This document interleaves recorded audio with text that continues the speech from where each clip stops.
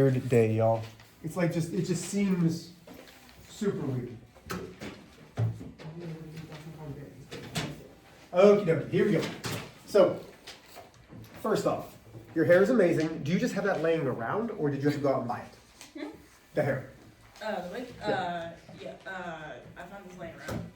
Do you just have costumes everywhere in your house? Yes. Really? Yes. That's I awesome. am a cosplayer, yes. Okay, that's awesome. Okay, so here we go. First off, this is a regular figure. Regular means they all have the same congruent sides and congruent angles. 1, 2, 3, 4, 5, 6, 7, 8. So this is a regular octagon. To find the total of the angle sum, we do 8 minus 2 times 180. That's 6 times 180, which is 0. 6 times 8 is 8, carry the 4. So that's 1,080 degrees. The total is 1,080. Does everybody understand that part? Okay, like this. That's another base. There you go. Good. Okay. So it's 1,080. To find one of those angles, if they're all identical, because that's what congruent means, how many of them are there? If it's an octagon, 8. So I divide 1,080 by 8. And I don't have a calculator, so somebody do that for me. 1,080, so that should be 1, then 3, 135 maybe? 135. Oh man. So A is 135 degrees. Which means this right here is also 135 degrees, which means this angle right here, this is a straight line, is going to be 45 degrees. How do I know that? Because of this right here is a straight line, it's a linear pair. So now I have 45 and 95, I can find B. So that gives me 140, which means B is 40 degrees. Have I lost anybody there? Yes, no, maybe. We good so far? Okay.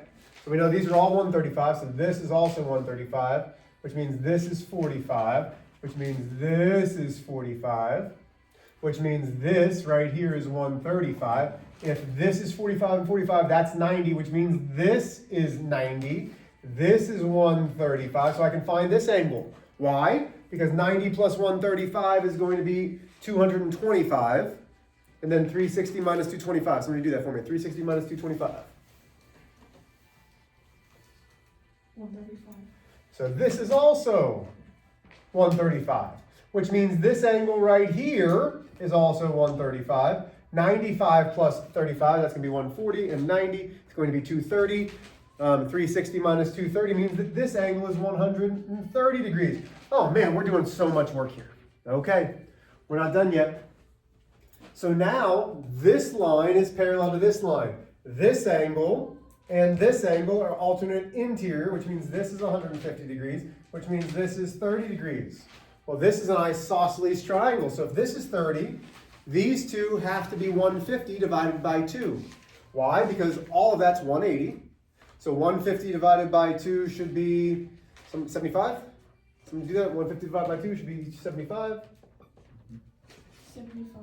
Which means this is a straight line. So now I can find C. 180 minus 75 is 105.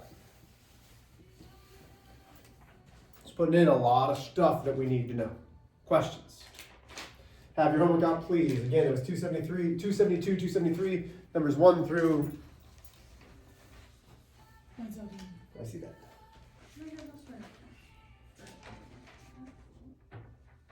Can you come back to me? Lucy, your hair looks nice today. Thank you. Thank you. So do we know the choir profile? I have no idea. Here it is. The hair looks ridiculous. My mom couldn't even look me straight in the face without laughing. Are you hot? Huh? Is your head hot? A little bit. It's fine though. So you had that lying around somewhere in Yes, you but said where? but this thing right here, the swoop, hang on by prayers and a lot of hairspray.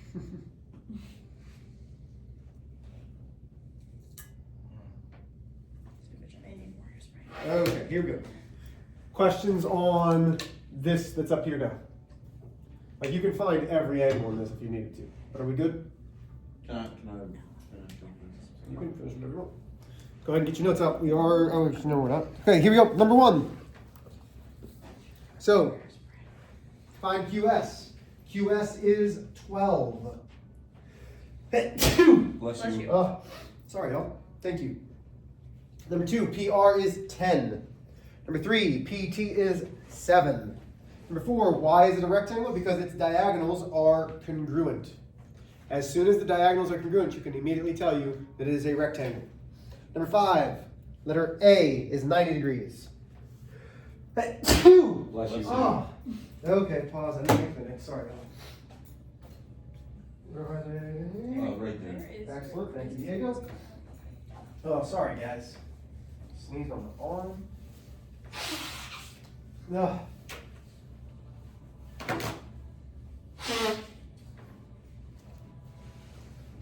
One more,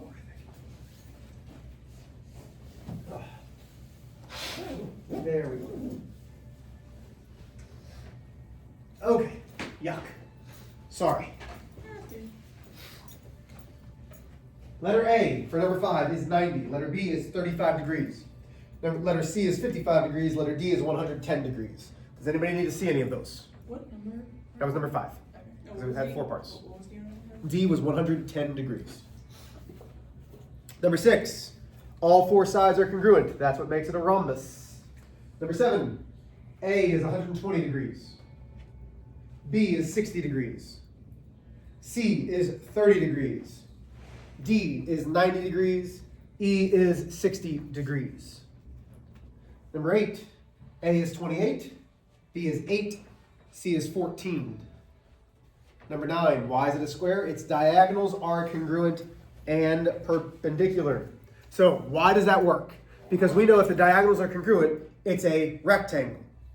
If the diagonals are congruent, it is a rectangle. If the diagonals are perpendicular, then it's a rhombus. If it's both a rectangle and a rhombus, then it is a square, which is a parallelogram, but it is a square because a square has all 4 sides congruent and all 4 angles congruent, which is the definition of rectangle and rhombus. Yeah. Whoops. You're fine. Number 10, A is 45 degrees, B is 45 degrees, C is 45 degrees, and D is 90 degrees. Anybody confused on 1 through 10? Number 12, always, that's the definition of a rhombus. 13, that's sometimes, because when the rhombus is a square, the angles are all congruent. Okay? So remember, up is always, down is sometimes on that flow chart. Number 14, it says, I don't have an answer here, so I'm going to have to do it in my head. A parallelogram has congruent diagonals and an angle twice the measure of its consecutive angle. Is that always, sometimes, or never true? Explain. A parallelogram has congruent diagonals. That's sometimes true. No, that is never true. 14 is never, just so you know. 14 is never. 15, a parallelogram with congruent consecutive angles is a rectangle. That is always true. And 16, a quadrilateral with congruent perpendicular diagonals is a square. That's sometimes because it still has to bisect each other. 16 is sometimes? Yep. Okay, here we go. So let's get started with really not our last day of notes, but we're almost time for our test. Ugh. Erase this.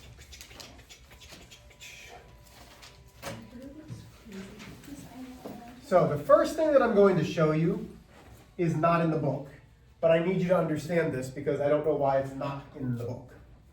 So we are talking about, this is section 6.5, we are doing trapezoids and kites. And the objective today is I can determine if a quadrilateral is a trapezoid / a kite. That's what we're trying to do today. Okay? So, a trapezoid, any trapezoid, The only thing that makes a trapezoid is that it has exactly one pair of parallel sides. Only one. Okay? This isn't in the book because it should be common sense, but I want you to figure it out on your own. Okay, you ready? I'm going to split this trapezoid directly in half and with a perpendicular line. If these are parallel, and I draw a line like this, if this is 90, this is 90. Does everybody understand that? Because if it's parallel, alternate interior, alternate exterior, all that kind of stuff. Okay, so now I have A, B, C, D, E, F. Does everybody see figure A, B, E, F? That's a quadrilateral. Would you agree? It's 4 sides. What do the angles, all 4 angles, have to add up to in a quadrilateral? What do they have to add up to? 360. 360. So if this angle here is 110, can you figure out what angle F is? How could we do that? So if this is 90 and 90, that's 180. Go ahead. Since E is 90, well, never mind. Okay, that's right. So these are 90 and 90, that's 180 degrees. That's half of 360, which means these 2 angles have to add up to 180. These 2 angles have to be supplementary. When I connect a line from the parallel sides, the other 2 angles have to be supplementary. So if this is 110, this is 70 degrees.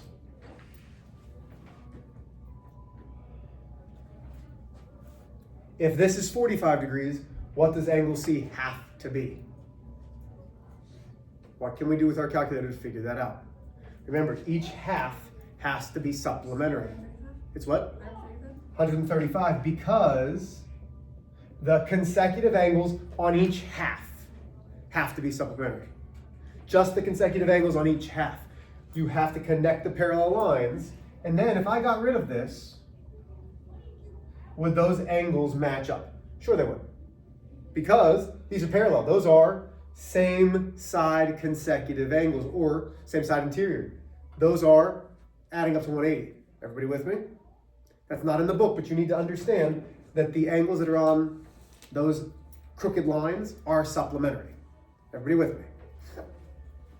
Okay, so here's our first thing. Remember, the base angles of an isosceles trapezoid are congruent. There's a lot to break down there, so go ahead and get that copied down and then we'll break it down.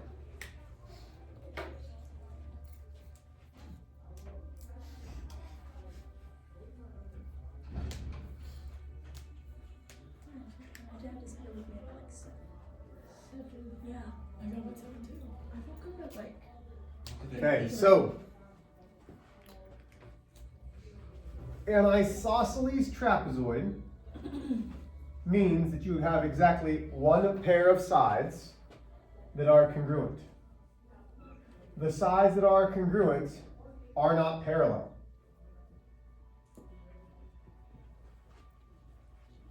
Okay, so we have A, B, C, and D. In an isosceles triangle, the base angles are the angles that are opposite of the congruent sides. But in an isosceles trapezoid, that doesn't quite work because there's 2 angles that are opposite of this. So, when we talk about base angles being congruent, we're talking about the angles that are on the same parallel line. So, when I talk about the angles that are on the same parallel line, I'm going to say angle A is congruent to angle B because they're on the same parallel line. And then angle D and angle C are congruent. This will never be congruent to this. Not going to happen. Well, not. Very rarely. It won't happen in an isosceles trapezoid. Okay? Does this make sense? My base angles are the angles that are on the parallel line. Are we good there? Yes, no. I'm losing some of you and we haven't really been doing much yet. So please come back. I only need 20 minutes. I haven't been giving you notes this entire time, so stay with me. Okay. This is kind of the opposite. If a trapezoid has congruent base angles. So if all we know is the trapezoid has congruent base angles, then it is an isosceles trapezoid.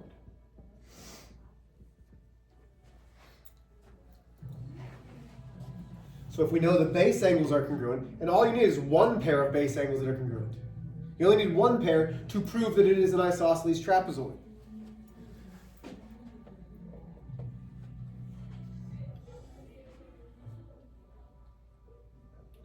So we've got our parallel sides. This is congruent to this. Okay? Therefore, A, B, C, D. What I would say is, since angle D is congruent to angle C, we know that angle A is congruent to angle B. Now let me show you why. Sorry. Okay, so let me show you why. Give me any measure. I don't care. Give me a measure. 55. 55 degrees. So these are each going to be 55 degrees. We know that these have to add up to what? What do the angles like this have to add up to? 190. 180. So 180 minus 55 should give me 125, which means this one's also 125. Wait a minute. So now all the base angles are congruent. And the base angles of an isosceles trapezoid are congruent. So it has to be an isosceles trapezoid. So now, since angle AD is congruent to angle C, we know that angle A is congruent to angle B, and segment AD is congruent to segment BC. So if the base angles are congruent, we can prove that it is a isosceles trapezoid. Yes, sir. May I use the restroom?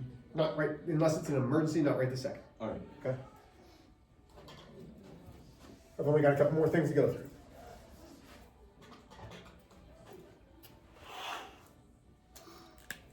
Okay. A trapezoid is isosceles. IFF. Does anybody remember what that IFF stands for? If and only if. A trapezoid is isosceles if and only if its diagonals are congruent.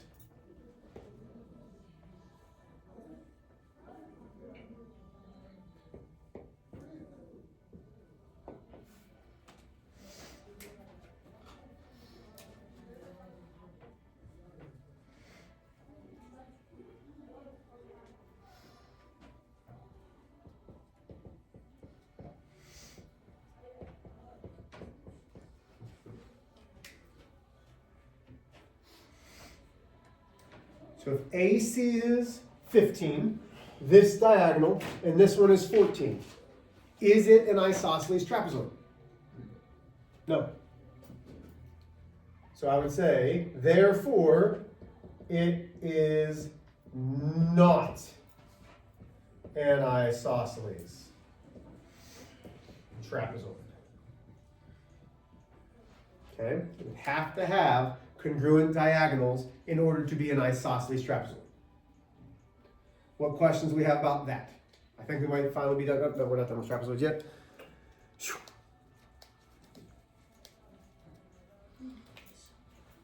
Okay, we ready? This is one of my favorite things.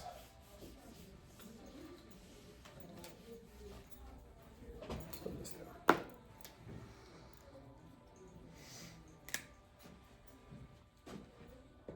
The mid-segment of a trapezoid, and this is any trapezoid, is parallel to both bases and the average of the two bases. That will make sense in a second. Just write it down.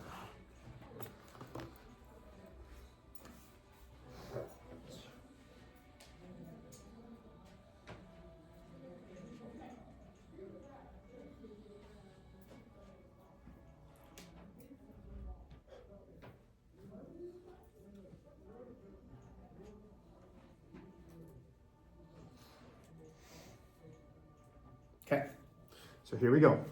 So I have this trapezoid.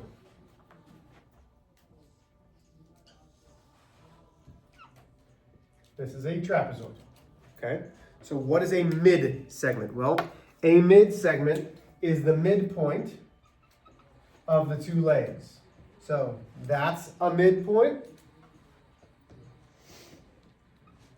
That's the midpoint. Okay, so we have A, B, C, D, M, P.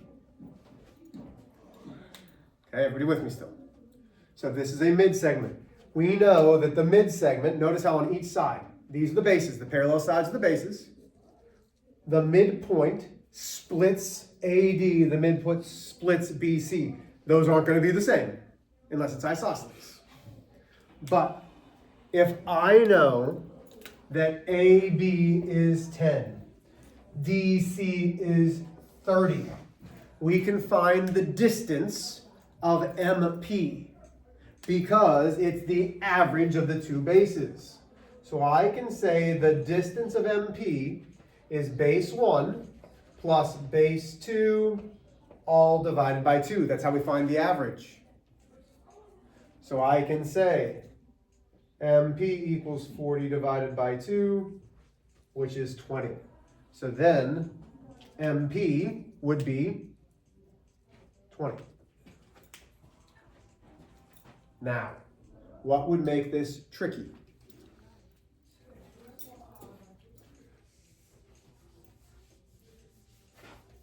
Let's say you have this. Bless you. Bless you.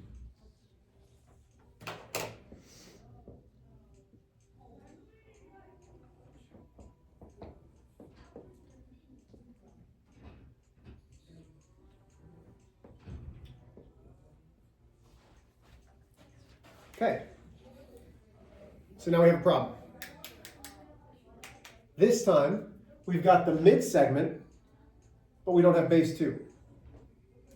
So what would I do? We know the mid-segment, 8. Nope. We know the mid-segment, 20, equals base 1 plus base 2 divided by 2. Okay. You're going to want to copy this down. How do we solve this equation? Well, first we start by multiplying by the denominator. So that gives me 40 equals, those are gone, 8 plus B2. Now to get B2 by itself, I subtract. That leaves me B2 equals 32. You're either going to solve for the mid-segment this way or this way. It will not change. Everybody with me? It will not change. Are we good so far? Okay.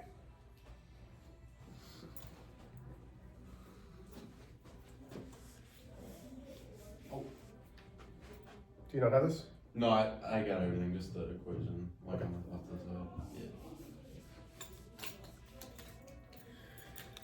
Yeah. Okay, so let's start with this. So this is a kite. Here's our example.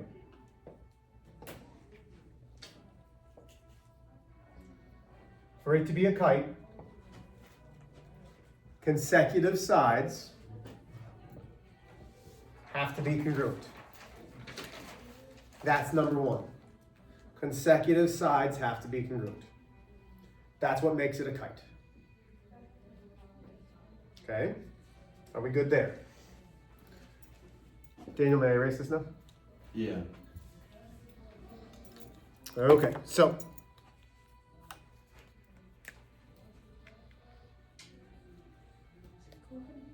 No, it feels warm in here.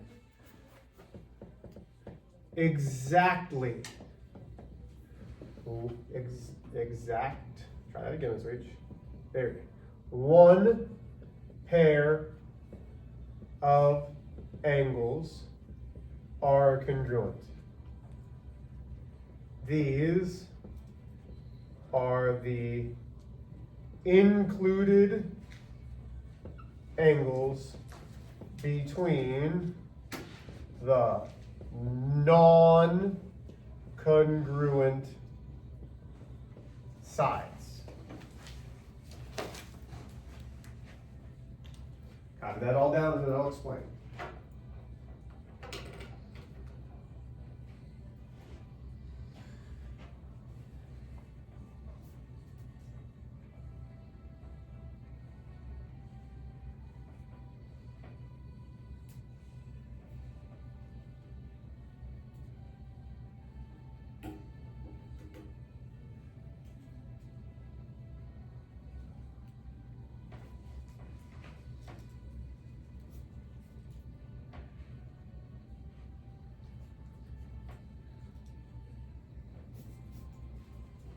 Okay, so what does this mean? Well, take a look. The non-congruent sides. This isn't congruent, this isn't congruent. This is the included angle. Included means the one in between. So this angle is always going to be congruent to the angle that's directly opposite because it's the one that's in between. These are not congruent, okay? Because opposite angles are congruent when it's a parallelogram, not a kite. Still with me here? Does this make sense? Does the definition make sense? Okay. Here we go. Diagonals of a kite are that symbol. What is that symbol? Perpendicular. So, go ahead and copy it down, then I'll draw it.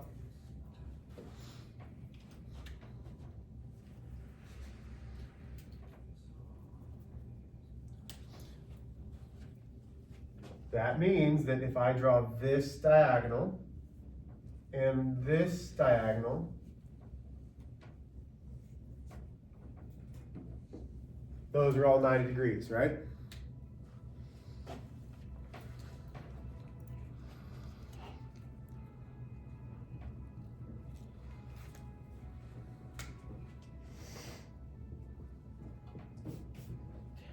Here's our last one. Diagonals bisect the two non-congruent angles. The diagonals bisect, which means cut in half, the two non-congruent angles. Is it non-congruent, the congruent sign with the slash between? There's a reason why I didn't draw it. Oh, okay. Okay. So, these angles are congruent. This and this are not, which means it bisects this and it bisects that. These are not the same. Okay? But if you know this is 100, each side's 50. If you know this is 70, each side's 35 because it bisects it, it cuts it in half. And that should, or do we have one more? Nope, that should be it. Because of today and the weirdness, you're not going to have homework. Yes. You will Oh, have that's homework scary. tomorrow. Are there questions on this? No, there's fine.